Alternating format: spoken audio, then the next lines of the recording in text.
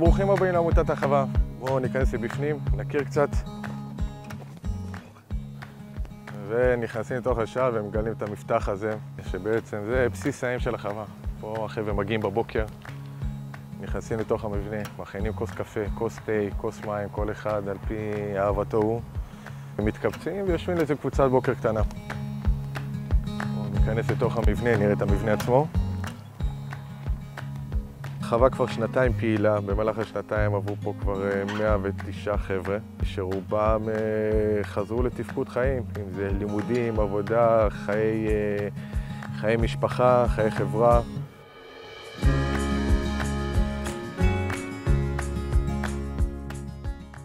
נעים מאוד, אני יוסי, אחד המנהלים והמייסדים של עמותת החווה, עמותה לצעירים במשבר, חווה חקלאית.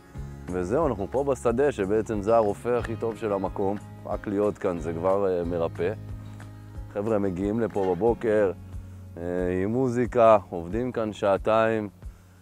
מי שמנהל את כל העניין הזה זה בעצם אחד החניכים, לא אנחנו. כל פה מתנהל כמו קהילה ומנוהל ביחד.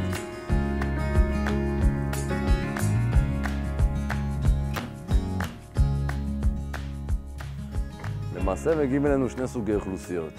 אוכלוסייה אחת זו אוכלוסייה שבאמת הייתה בעצימות משבר גבוהה מאוד, התאזנו בבתים מאזנים, בכפר איזון, ובאו לפה לתרגל שגרה ובאמת לעשות עוד כמה צעדים לקראת החזרה לשגרה. האוכלוסייה השנייה זו אוכלוסייה שהם בעצם אנשים שהם עוברים משברי חיים, אם זה פרידה, אם זה אובדן של מישהו, אם זה חרדה ברמה בינונית, דיכאון ברמה בינונית. חלקם אפילו מתפקדים, זאת אומרת הם בעבודה, והעניין של רגע לעצור את העבודה ולבוא לפה לכמה חודשים, לעשות ככה איזו היכרות יותר מעמיקה עם עצמם, לעצור את המרוץ ולחזור חזרה לשגרה, אנשים יותר טובים ויותר מחוזקים.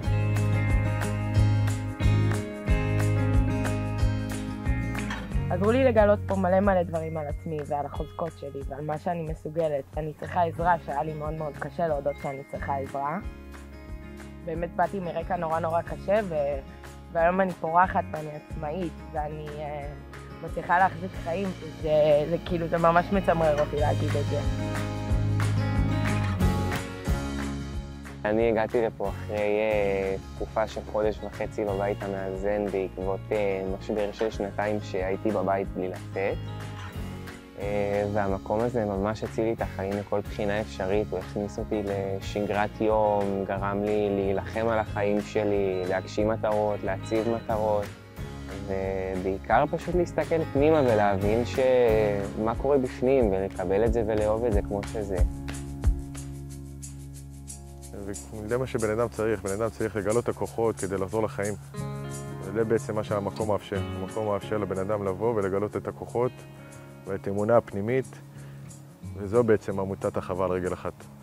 לבוא ולהחזיר את הכוחות הפנימיים ואת האמונה שיש לנו יכולת ללכת ולנהל חיים.